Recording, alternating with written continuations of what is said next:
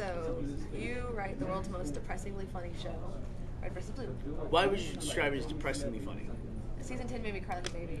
Well, we do have, listen, when you have 10 years spent with characters, there's going to be relationships you have to explore and events you have to explore in these people's lives. And some of it's going to be sad, Yeah. you know. It's funny that, like, conversation between two characters about another can be sad, but, like, when my character dies, nobody seems to show it to you. When Alpha died, I cried for like days. It was sad. Yes, It was sad. I miss Alpha. But it was still a funny moment. You know, everything has to be It's- tempered with humor in Red vs. Blue. Can't go sad all the time. So when you write Red vs. Blue, what's your favorite part? I think my favorite part is that I know the characters so well, like the original guys, is that when there's a situation, it's like, who would be best in this situation? And then it's like, let's say the Warthog's broken. It's like, well, Sarge obviously has to be there because the Warthog's there. So if Sarge is there, and then Griff is a great foil for Sarge, and then it's like, well, what would Sarge say? He'd say X, and then I know exactly how Griff would reply to that, and so the conversation just kind of flows from there. It becomes more about writing interesting scenarios and just plopping the well-known characters into it. Okay, with season 10, actually, when I originally watched it, I thought that was the end of the show. Uh-huh. I was like, oh, was that it? Because it had a kind of finality to it. Yep. With the end of the freelancer saga. I'm a bit fan of like starstruck, sorry. And then people going off to do their own thing, people resetting back into the gorge. Right. Words. How do words? No, gorge, that's a word. Yeah, that's a Okay. good word for the canyon. So did you think about ending it there? No, what I do is I specifically, this is going to sound really strange from like a business narrative standpoint, is I actually do give people jumping off points in the story. Like if people say, okay, that's what I wanted to see, that's enough for me, then they can bail out. You know what I mean? And it's okay, or they can like leave it for a while and that's okay, and they can come back to it. I started doing that like early on in like season 5. Season 5 wrapped up the Blood Gulch storylines, and season 6 was a complete restart to the series. Like I thought it breathed new life into it. I certainly enjoyed making it. You know, it was a good creative recharge, and that's where we are now. We're like in this season 11 where it's a whole new adventure. It still has all the same people that you know and love, and if you were to watch them all the way through, it would feel like a continuing adventure, but you could also pick it up from this point too. It feels like going home. When I first watched the first episode, I was like, oh. It'd be great if Blood Gulch was in Halo 4, but you can't have everything. Yeah. So we make do with what we have.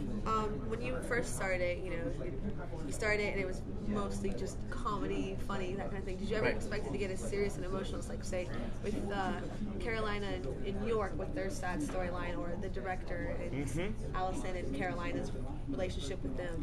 Some of the stuff with Tex, I mean, Tex, when she showed up in episode 10, that was when we really started to have more of a quote-unquote plot showing up. Like people, it's funny on the show that people watch that people differentiate between the episodes and the plot episodes, where it's like, this episode actually has plot in it. And so that's when we started to layer some of that stuff in. So it was pretty early on that it started to happen. And, you can only have comedy without purpose for so long, where people want to know there's some substance behind what they're watching.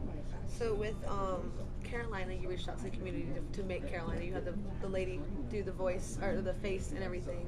Yep. Based off it. Was there anybody like as a real life influence for any of the other freelancers or insurrectionists or anyone like that? Yeah. So Kate is the the face of Carolina. I guess technically Monty is the body and the motions of Carolina. Monty and Shane are, and then Jen Brown plays the voice of Carolina, and there's something else in there too. It seems like it was 4 people at one point, not just 3. But anyway, yeah. So it's an amalgam of people. Then for some of the other faces, we reached out to friends that we had. CT is based on a personal friend of ours. Agent South is based on Griffin, who used to work at the company, and because they're twins, Agent North and South. North is actually the face is based on her brother. And then York is a total construction where we never had anybody based on York. They was built just solely up from the ground up. Well, apparently it worked because ladies love York. Yeah. I guess we don't know anybody as handsome as York, is all I can say. North is my boy. So Oh, yeah? apparently I like Mel Griffin. Apparently, so North, so you like, or Griffin's brother. So it's like, the genetically male version. So you just got to the 10th anniversary of Rooster Teeth, and farther, hopefully very, very, very much farther, when you're like 1,000 years old. Are you do you see like maybe your younger generation that's coming in lately, like with well, maybe not lately, but like Gavin and them, like the younger generation taking over, or maybe bringing someone else in to take your spot? No, we've already started that process. It's been a big initiative, if you want to call it that, at Rooster Teeth for the last couple of years of building that second generation. Really started with Gavin, Brandon as well, and then we started layering in more people, and a lot of those people came through the community. But Miles Luna, who wrote the York and Carolina scenes that you like so much in season 10, he's now the writer and the director for season 11. This is actually the first season where I have not had any writing duties. I still help, I oversee and make sure that like major character and plot elements are in place, and I also want to make sure we end up at a certain place at the end of season 11 where all the characters are in a certain situation. But other than that, it's like Miles pretty much has free reign, turn to scripts, and he and I work very closely on the voice of the characters. But there's nobody else I've ever experienced that has come along in the 10 years, now 11, of Red vs. Blue, and has really been able to speak in the voice of those original Blood Gulch characters. He absolutely can do it. I didn't even know that you weren't doing it. I thought it was the same. Yep, he does a really good job. Amazing. Yeah. I think how fun that is for me, because I get to watch episodes I didn't make, and they're in the same style of Red vs. Blue. You finally get new episodes. Yeah, I guess exactly right. Whatever you've been voicing. So, also speaking of Miles, he's working on Ruby as well. Yeah, he is. Are you helping out with that, or is it just like Monty, Miles, Carrie, you guys got this? I trust you. Same kind of deal. Last year, in April of last year, I stepped back as CEO of the company after 9 years as CEO. There's a lot of different reasons for that, but a great result from all that is that I have, in the last year, have taken, I guess, less of a leadership role and more of like a cheerleader, essentially, which is great. It's to be able to to sit there and help people build their projects, make sure they have what they need, and and be able to creatively recharge myself, which is great. For the first 7 or 8 years of Rooster Teeth, maybe this is a slip of the tongue there. It was basically, we had one show, and it was tough because that show had to be made, and it had to be great. Otherwise, we were going to be in big trouble. And then once Achievement Hunter started to show up, Archie Short started to show up.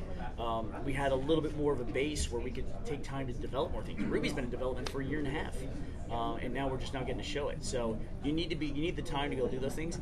And I'm very happy to be in a position now where I can take advantage of that as well. It's like a dream come true. With Ruby, I don't know if Monty would even ask, but if Monty was like, "Hey, would you like to do a voice?" Would you be all for voicing someone in Ruby? I was gonna do a voice in Ruby for something, but it was just the needs of production. I wasn't in town. I spent a lot of time in California now, in Los Angeles, as we work on new things, and I wasn't able to be in town, and so they had to go with somebody else. So look, I was disappointed, but I understand that the production has to get made. With the Let's Plays on the podcast, yeah. You plan to continue those?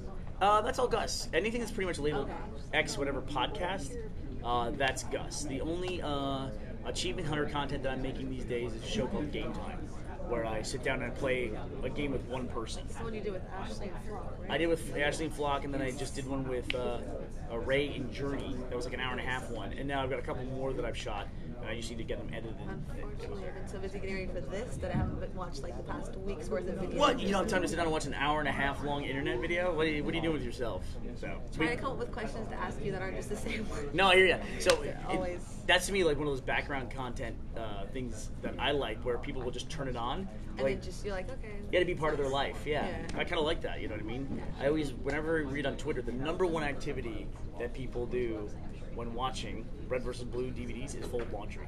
I've done laundry to Red vs. Blue. It's a really interesting thing to me. I've always wondered, people just I've got to sit here for an hour and fold laundry. I'm going to turn on Red vs. Blue and listen to these familiar characters. I like that. So it's an odd thing, but I really do like it. He goes to sleep to the podcasts. Yeah? It helps with having something sound like. It makes it dangerous, though, because we get reports of weird dreams. People will tell us about they fall asleep to our voices and they wake up with weird dreams. So you don't have to share any of those ones. How's your convention experience been this year? It's pretty crazy. Huge. It's pretty crazy. Yeah, it's huge, but it's also we have yet to reach that stage where essentially the Rooster Teeth is not the focal point of it. Like eventually the convention will get to the point where people will come to it, they'll come to see the latest games, they'll come to see some YouTube stars that are in town, but they won't even know what the RT and RTX stands for. They just won't know what that means.